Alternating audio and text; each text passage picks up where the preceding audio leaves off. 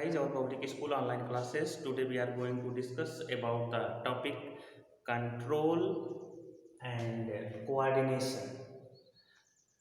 जैसा कि आप जानते हैं कि प्रत्येक जीव में अपने आप को ढालने के लिए उसमें कुछ ना कुछ क्षमता होती है और वो जीव प्रत्येक स्टिमुलस, प्रत्येक उद्दीपक के प्रति अपनी संवेदना व्यक्त करता है और तरह तरह के वो अपने हिसाब से नियंत्रण और किसी भी वातावरण में ढलने की उसमें क्षमता होती है, जिसको हम समन्वय बोलते हैं। और उस स्टिमुलस या उस उद्दीपक के प्रति वो प्रतिक्रिया व्यक्त करता रहता है और अपने जीवन को संचालित करता रहता है। तो अगर हम इसमें देखें तो मुख्य रूप से दो प्रकार के कोऑर्डिनेशन या समन्वय पाए जाते हैं। एक पहला होता है इलेक्ट्रोकेमिकल। इलेक्ट्रोकेमिकल में क्या होता है कि जो हमारे मस्तिष्क में इम्पल्सेस जनरेट होती हैं, संवेदनाएं जो जनरेट होती हैं, उसको पूरी बॉडी में संचालित किया जाता है। तो ये पर जो इम्पल्सेस होती हैं वो इलेक्ट्रोकेमिकल मेथड से संचालित होती हैं। और दूसरा जो तरीका है वो है केमिकल मेथड से, अर्थात रसायन के माध्यम से।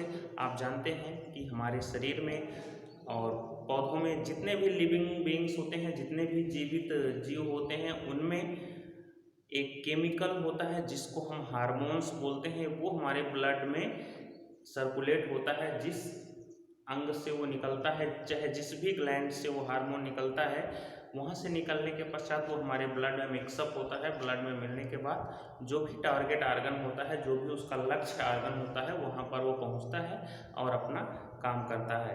तो इस तरह से जो हार्मोन्स होता है वो काम करता है। तो हार्मोन्स को हम केमिकल में रखेंगे, केमिकल मेथड में रखेंगे। और पहला हमारा जो मेथड था कोऑर्डिनेशन का, समन्वय का, वो था इलेक्ट्रोकेमिकल मेथड। तो आइए हम देखते हैं, यहाँ पर दो तरीके हैं। और इस कोऑर्डिनेशन में हमारा दो सिस्टम काम करता है, एक नर्वस सिस्टम और दूसरा एंडोक्राइन सिस्टम। पहला है नर्वस सिस्टम,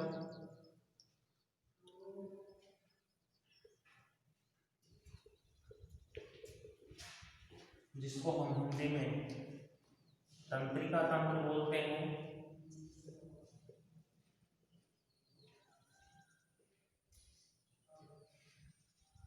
नर्वस सिस्टम में क्या होता है कि जो भी सूचनाएं हमारे ब्रेन के द्वारा जिस पार्ट में देनी होती हैं वो इम्पल्स जनरेट होती है और स्पाइनल कार्ड के माध्यम से, आगे अभी आप पढ़ेंगे स्पाइनल कार्ड क्या होती है, ब्रेन क्या होता है और उसमें इम्पल्स कैसे जनरेट होके एक पार्ट से दूसरे पार्ट में जाती है। तो जो भी नर्वस सिस्टम से, जो भी ब्रेन से हमारी संवेदनाएं जनरेट होती हैं, उसको पूरी बॉडी में जो है इम्पल्स के द्वारा संचालित किया जाता है। तो नर्वस सिस्टम का एक अपना काफ़ी इम्पोर्टेंट रोल है इन नियंत्रण और समन्वय में। दूसरा हमारा जो तंत्र है वो है एंडोक्राइन सिस्टम।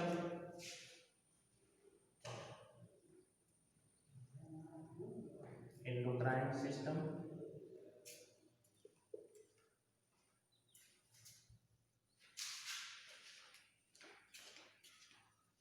इसको हम अंतःस्रावी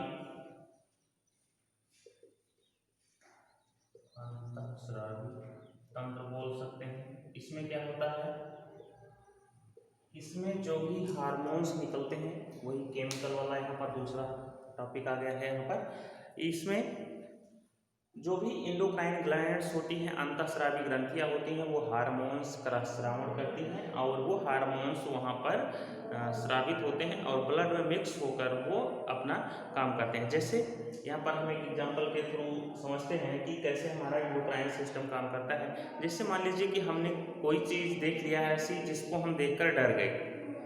मान लीजिए हम सांप देख लिए और सांप को देखने के पश्चात हमारा क्या होता है, जो ब्लड प्रेशर होता है वो बढ़ जाता है और हार्ट बीट भी साथ ही साथ बढ़ जाती है। तो इस कंडीशन में क्या होता है कि जो हमारी ग्लैंड है वो एड्रिनल ग्लैंड, जो कि ऐसे समय में काम करती है जब हमको अचानक में कोई चीज़ देख लेते हैं, उत्तेजना आ जाती है, तो एड्रिनल ग्लैंड जो हार्मोन सिक्रीट करती है वो ब्लड में मिक्स होता है और तुरंत ही हमारा जो सिस्टम होता है वो एक्टिवेट हो जाता है और हम वहाँ से हटने का प्रयास करते हैं। तो यहाँ पर हमारा सांप को देखने के बाद हम तुरंत वहाँ से हटने का प्रयास करते हैं और हट जाते हैं। यहाँ पर हमारा ब्रेन बिल्कुल काम नहीं करता, वो यहाँ पर स्पाइनल कार्ड से तुरंत काम होता है और हम वहाँ से तुरंत हट जाते हैं। आप किसी गर्म तवे पर आप हाथ रखिए, अचानक में हाथ आपका अगर पड़ जाता है, आप तुरंत हाथ हटा लेते हैं। ऐसा इतना तेज़ी से हो जाता है। अगर आप यहाँ पर अगर आपका ब्रेन काम करता,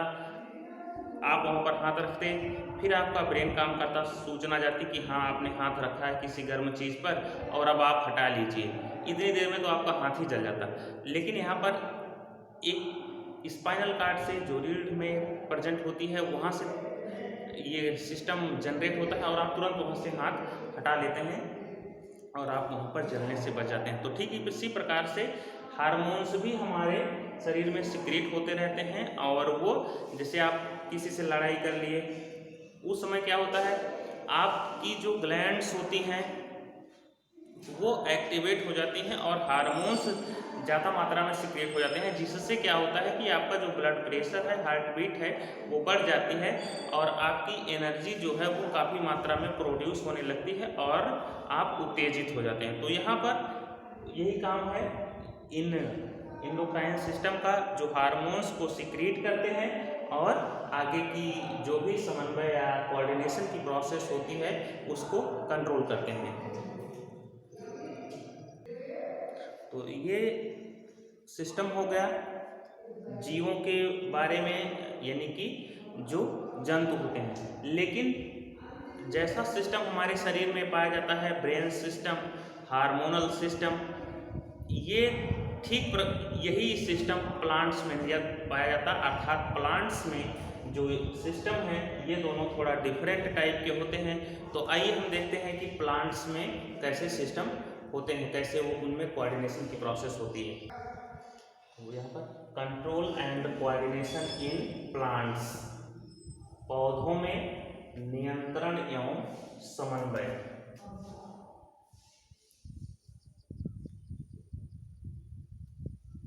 पौधों में नियंत्रण एवं समन्वय।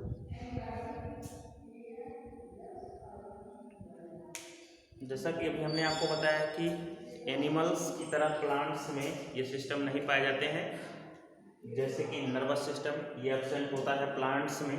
लेकिन प्लांट्स में भी कुछ ऐसे सिस्टम्स होते हैं जिसकी वजह से उनमें कंट्रोल और कोऑर्डिनेशन की प्रोसेस कंप्लीट हो जाती है। जैसे कि जो बाहरी स्टिमुलस हैं, लाइट, प्रकाश, टेम्परेचर, तापमान, इनके प्रति वो अपनी संवेदना प्रकट करते हैं और उसी अकॉर्डिंग वो अपना काम करते रहते हैं। तो यहाँ पर अगर हम देखें तो मेनली दो फॉर्म में उनमें कोऑर्डिनेशन पाया जाता है। पहला है मूवमेंट के द्वारा और दूसरा है फ्लावरिंग के द्वारा।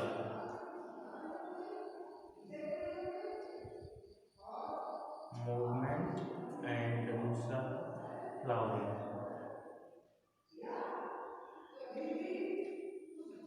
इसको हम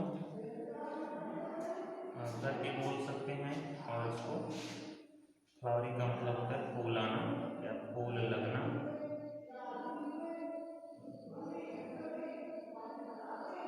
तो यहाँ पर फर्स्ट पॉइंट हम चर्चा करेंगे। आप ध्यान रखेंगे कि पौधों में नियंत्रण जो है वो दो तरीके से हो सकता है। पहला है मूवमेंट के द्वारा, यानी कि उसमें गति होकर, और दूसरा है फ्लावरिंग होकर उसमें फूल आना। फूल, यहाँ पर जो फ्लावरिंग की कंडीशन है, फूल लगते हैं, वो केमिकल स्टिमुलस के द्वारा रिस्पॉन्स होता है, अर्थात हार्मोन्स और बाहरी स्टिमुलस जैसे कि टेम्परेचर और लाइट, ये दोनों प्रभावित करते हैं इस फ्लावरिंग की कंडीशन को। तो यहाँ पर हम सबसे पहले मूवमेंट को लेकर चलते हैं। जो मूवमेंट होता है प्लांट्स में, वो ग्रोथ के द्वारा हो सकता है। अर्थात सपोज दैट कोई ये प्लांट है, आज इतना बड़ा है, कल हो सकता है ये थोड़ा और इतना बड़ा हो जाए। समय बीतते बीतते।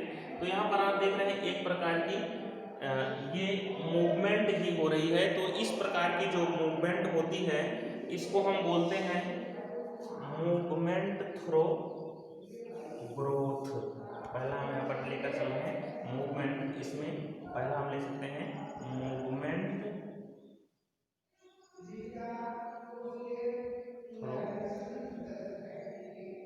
ग्रोथ,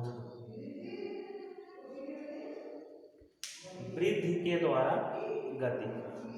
तो यहाँ पर अगर हम देखें कोई भी प्लांट है, अगर आज वो इतना बड़ा है, थोड़े समय पश्चात उसमें ग्रोथ हो जाएगी, वृद्धि हो जाएगी, तो उसकी लंबाई जो है वो बढ़ जाएगी। तो यहाँ पर भी जो भी ये गति हो रही है वो क्योंकि वृद्धि के कारण हो रही है, इसलिए हम इसको बोलेंगे कि ये जो वृद्धि है ये गति हो रही है, ये वृद्धि के कारण है।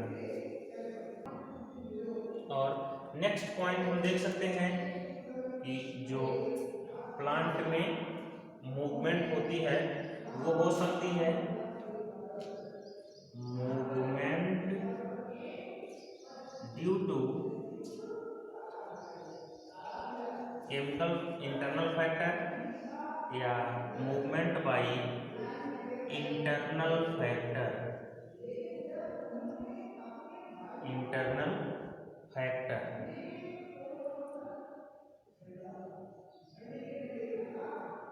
यहाँ पर मूवमेंट मीन्स गति, इंटरनल मतलब आंतरिक, फैक्टर मीन्स होता है कारक, आंतरिक कारक की वजह से गति।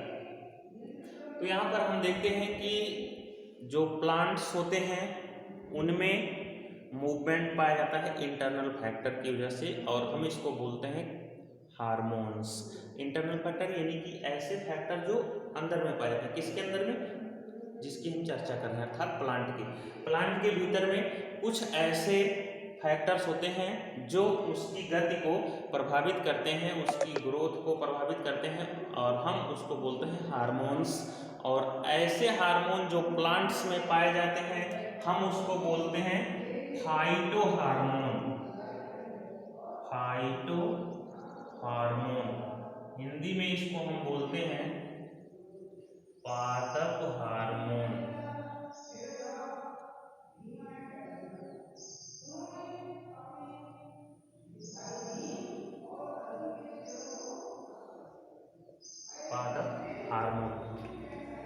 तो कई प्रकार के प्लांट हार्मोन्स होते हैं जो उस प्लांट की मूवमेंट को कंट्रोल करते हैं और उसको ग्रोथ की प्रोसेस या अन्य जो भी प्रोसेस होती है उसको आगे संचालित करते हैं, जैसे कि ऑक्सिन, जिब्रेलिन, साइटोकाइनिन, एथिलीन, ये तमाम प्रकार के हार्मोन्स होते हैं जो कि प्लांट ग्रोथ को आगे प्रभावित करते हैं। तो आइए हम देखते हैं कौन कौन से ऐसे, ध्यान रखेंगे यहाँ पर जो भी प्लांट में हार्मोन्स पाए जाते हैं उनको हम इंग्लिश में फाइटो हार्मोन बोलते हैं या फिर हिंदी में उसको हम पादप हार्मोन बोलते हैं।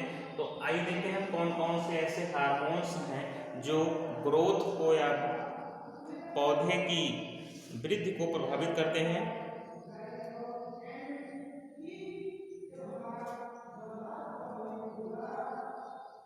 देखते हैं ग्रोथ इंड्यूसिंग हार्मोन।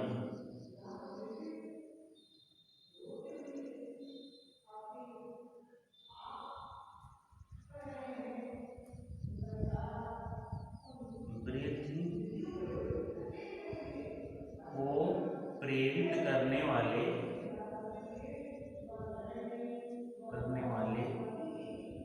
हार्मोन। ऐसे हार्मोन्स जो प्लांट की ग्रोथ को इंड्यूस करते हैं अर्थात उसकी वृद्धि को वो प्रेरित करते हैं, जिसकी वजह से उस प्लांट की ग्रोथ बढ़ जाती है, ऐसे हार्मोन्स को हम ग्रोथ इंड्यूसिंग हार्मोन्स बोलते हैं। इसमें सबसे जो पहला हार्मोन्स, आइए हम इसको लेकर चलते हैं, उसका नाम है ऑक्सिन।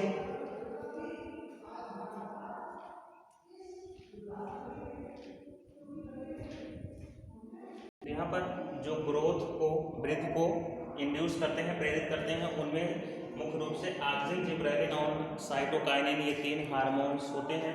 तो यहाँ पर जो ऑक्सिन हार्मोन होता है वो ग्रोथ को काफ़ी ज़्यादा मात्रा में इंड्यूस करता है, वृद्धि को प्रेरित करता है। लेकिन सपोज है कि ये कोई प्लांट है और ये इसकी शाखाएं हैं, यहाँ पर पत्ती और ये जड़। तो यहाँ पर जो ऑक्सिन हार्मोन होता है हमेशा वो जो पौधे की टिप होती है, चाहे वो रूट टिप हो या शूट टिप हो, तने का अंतिम सिरा हो या फिर जड़ का अंतिम सिरा हो, वहाँ पर ये ऑक्सिन हार्मोन काम करता है। यहाँ पर इसके टिप पर, अंतिम सिरे पर ये ग्रोथ को काफ़ी ज़्यादा मात्रा में इंड्यूस करता है, प्रेरित करता है। और यहाँ पर सेल डिवीजन की जो संख्या होती है, सेल डिवीजन की जो मात्रा होती है, काफ़ी ज़्यादा मात्रा में यहाँ पर कोशिका विभाजन होता है और सेल इलांगेशन होता है, अर्थात जो कोशिकाएं होती हैं उनकी लंबाई में वृद्धि होती है, जिसकी वजह से ये जो प्लांट है वो लंबाई में वृद्धि करता है। और यहाँ पर आप ध्यान रखेंगे कि जो ऑक्सिन हार्मोन है वो हमेशा टिप पर काम करता है, अर्थात पौधे के अंतिम सिरे पर काम करता है, चाहे वो रूट टिप हो चाहे वो शूट। शूट का मतलब होता है तना, रूट का मतलब होता है जड़। जड़ का तना हो चाहे वो पौधे का तना हो, उसके अंतिम भाग पर ही ये ऑक्सिन हार्मोन काम करता है। और इस ऑक्सिन हार्मोन को बेंट ने खोजा था 1928 में, 1928 में। नेक्स्ट हार्मोन है जिब्रेलिन। जिब्रेलिन हार्मोन को कुरूसोवा ने 1926 में खोजा था। और ये जो जिब्रेलिन हार्मोन है ये तने की लंबाई में वृद्धि करता है। और बस अंतर यही है कि ये जो जिब्रेलिन हार्मोन है ये मुख्य रूप से टिप पर काम नहीं करता, जबकि जो ऑक्सिन हार्मोन है वो इसके टिप पर, अंतिम सिरे पर काम करता है। और ठीक इसी प्रकार से साइटोकाइनिन, नेक्स्ट जो हमारा हार्मोन है साइटोकाइनिन, इसको जो है सबसे पहले मिलर ने आइसोलेट किया था। मिलर ने इसको प्राप्त किया था ईस्ट सेल से। और ये हार्मोन भी पौधे की ग्रोथ को इंड्यूस करता है, पौधे की ग्रोथ को प्रेरित करता है। नेक्स्ट ये तो हो गया ग्रोथ इंड्यूसिंग हार्मोन। और नेक्स्ट है हमारा ग्रोथ को प्रभावित करने वाले ग्रोथ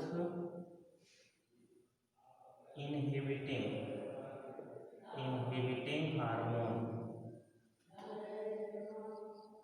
ऐसे हार्मोन्स जो प्लांट की ग्रोथ को कम करते हैं, अर्थात वृद्धि को प्रभावित करने वाले हार्मोन, वृद्धि को प्रभावित करने वाले हार्मोन। ऐसे हार्मोन्स जो प्लांट की ग्रोथ को कम कर देते हैं, अर्थात उसकी ग्रोथ को प्रभावित करते हैं, ऐसे हार्मोन्स को हम ग्रोथ इनहिबिटिंग हार्मोन्स बोलते हैं। और इस लिस्ट में दो हार्मोन्स आते हैं जिसको हम एब्सिसिक एसिड और एथिलीन बोलते हैं। पहला है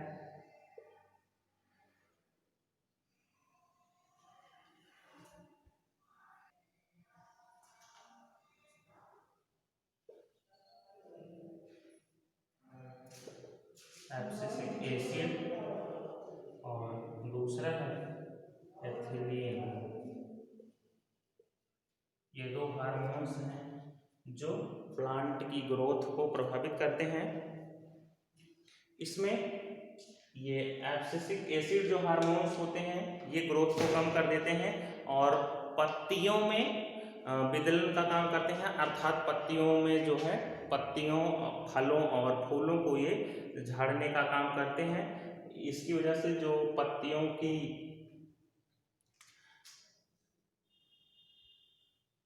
लाइफ है वो कम हो जाती है और ये जो पत्ती की जो टिप है इसको यहाँ से ये तोड़ने का काम करते हैं। जो भी वेस्ट प्रोडक्ट्स होता है उस पत्ती में आकर इकट्ठा हो जाता है और ये एब्सिसिक एसिड जो है इन पत्तियों में काम करना शुरू करता है और जिसकी वजह से ये पत्तियाँ जो है गिर जाती हैं। नेक्स्ट हमारा जो हार्मोन है एथिलीन है। इसका मुख्य काम होता है फलों को पकाना और ये फलों को पकाने के लिए मुख्य रूप से जाना जाता है और ये हमेशा गैसियस स्टेज में पाया जाता है, गैसियस फॉर्म में पाया जाता है। और ये फलों को पकाने का काम करता है और साथ ही साथ ये ग्रोथ को भी कम करता है, अर्थात इसकी वजह से जो प्लांट की ग्रोथ होती है वो काफ़ी प्रभावित होती है। तो ये तो था प्लांट की जो ग्रोथ होती है, ग्रोथ इंड्यूसिंग हार्मोन और ग्रोथ इनहिबिटिंग हार्मोन्स के बारे में। तो ये था growth due to internal factor. अब नेक्स्ट वीडियो में हम देखेंगे कि जो एक्सटर्नल फैक्टर होते हैं वो कैसे प्लांट की ग्रोथ को प्रभावित करते हैं।